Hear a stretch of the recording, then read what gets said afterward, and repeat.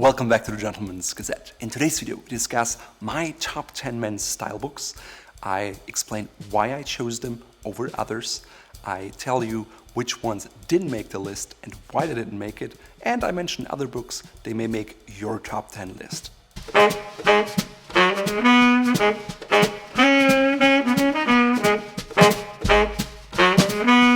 My number one pick is Dressing the Man from Alan Flusser. It was written in 2002 and contains everything you wanted to know about classic men's style. It has beautiful photographs, illustration, very good text. It has hands-on graphics that allow you to pick the right patterns. It explains what to do and what not to do. And overall, Alan Flusser probably sold more books on classic men's style than any other author in the world. Flusser also penned a bunch of other books, including Clothes in the Man and Style in the Man. I believe Dressing the Man is the best one of all of them because the photography is superior, the layout is nice, and it's also one of the most comprehensive books he wrote. Dressing the Man was the second book I had in my menswear library, and I cherish it to this day. Even though it was written in 2002, it's not outdated at this point, which is probably one of the reasons it hasn't been republished. My number two pick is Gentlemen from Bernhard Roetzel. It is a German book, and it was the first book I ever had that started it all for me. At the time it was written, it was the first and only book of its kind, and probably because of that it was really popular. The author, although German, is an Anglophile, and because of that, you can see the British style in that book as well. If you look at the table of contents, it covers a wide array of classic men's things, including suits, shoes, shirts, and so forth.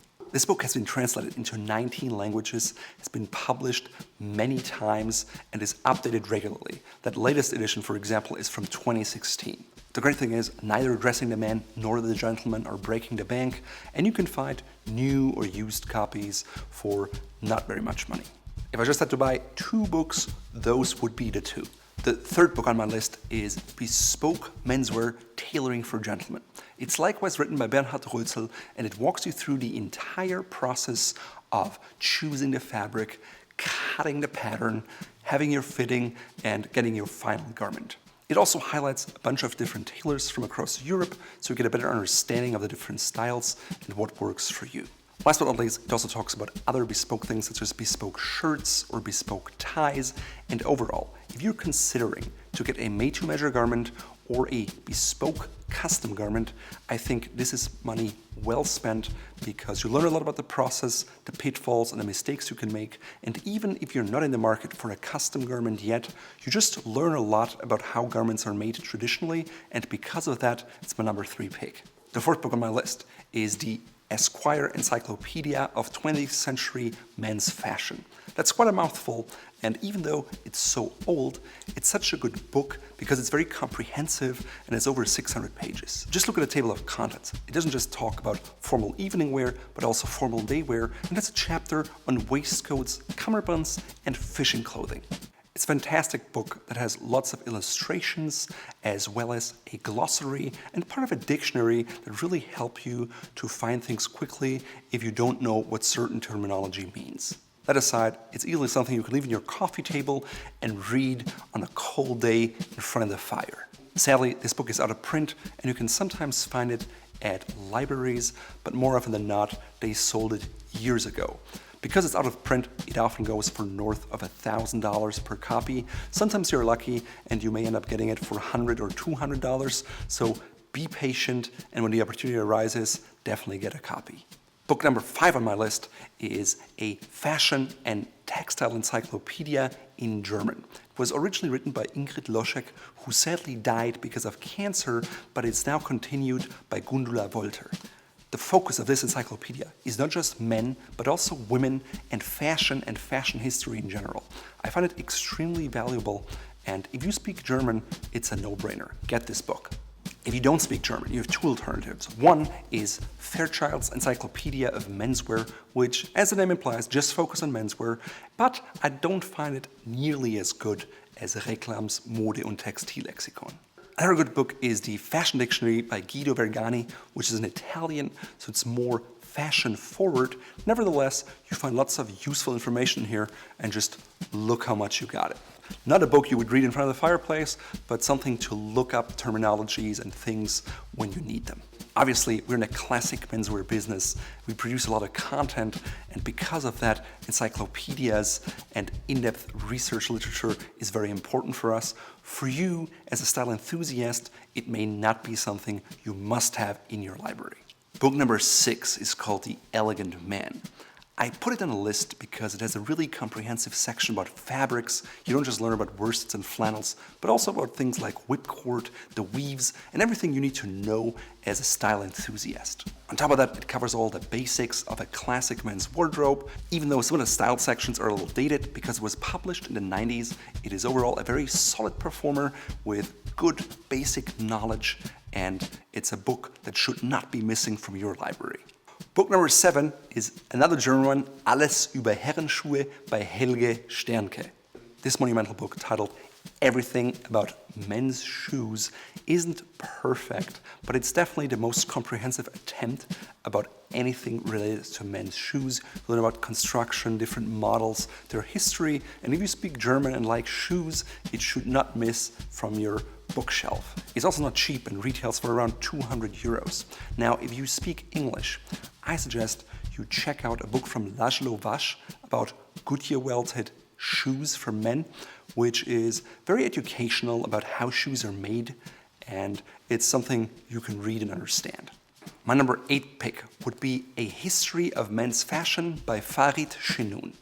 Even though the author is French and he wrote it in French, there's also an English version of it. It has about 300 pages and talks about men's fashion history, which is very interesting for someone like me who always likes to dig deeper and understand why certain elements in classic menswear evolved, why did they remain, and how did they come to be.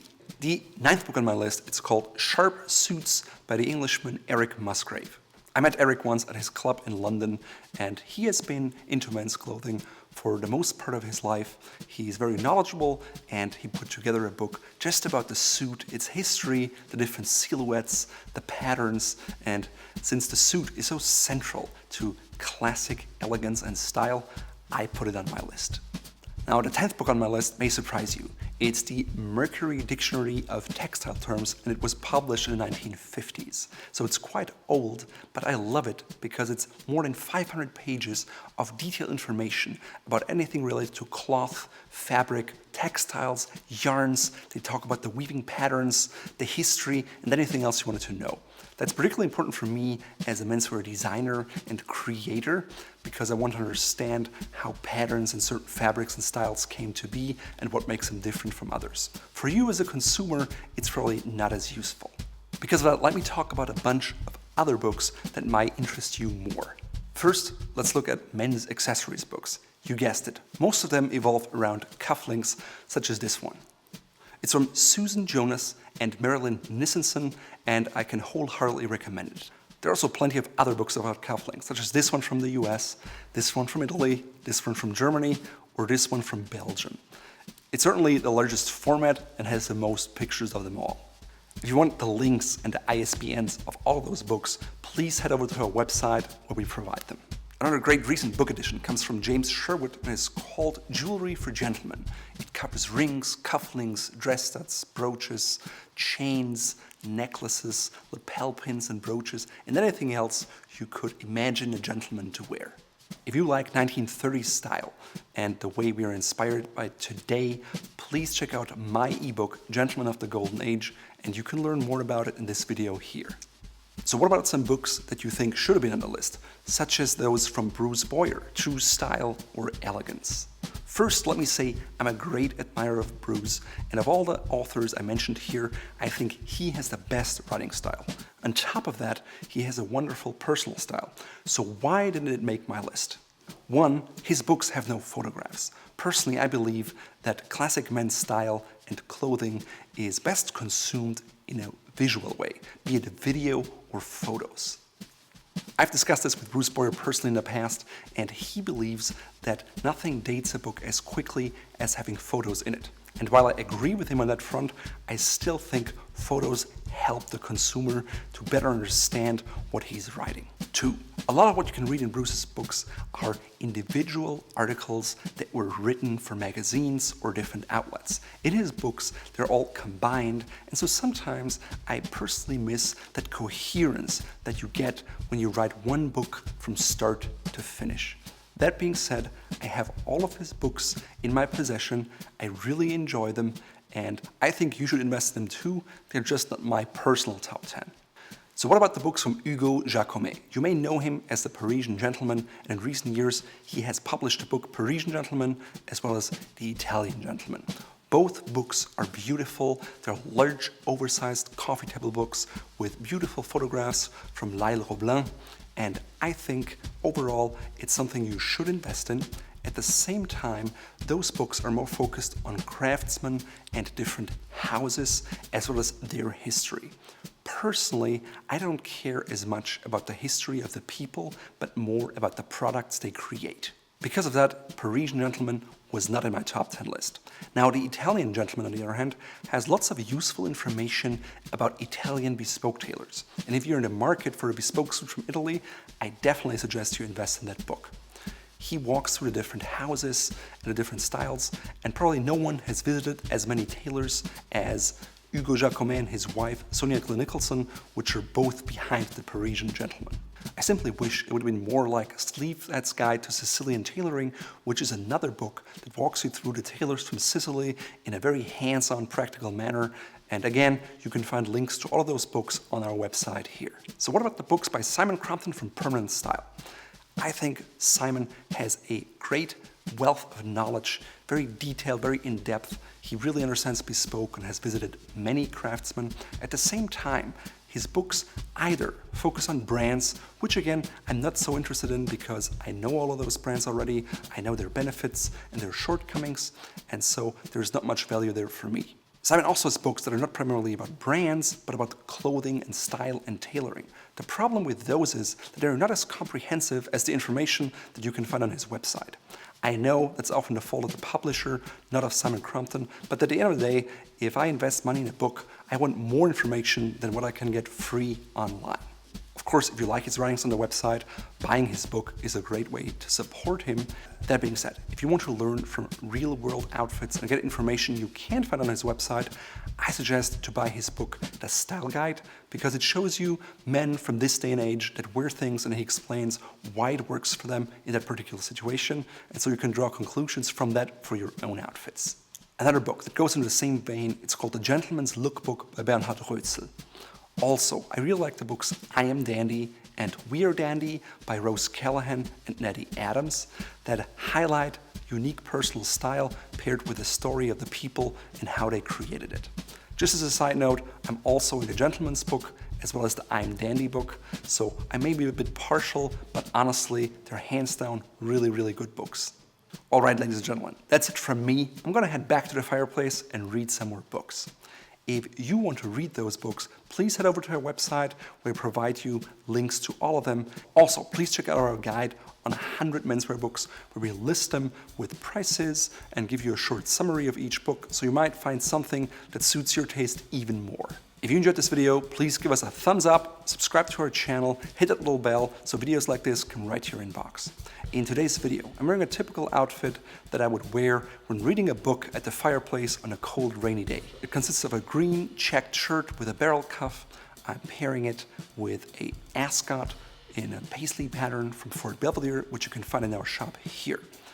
My cardigan is made out of a nice melange wool with yellow and grayish tones. It's from Old England in Paris, and I bought it at a flea market last time I was in Paris.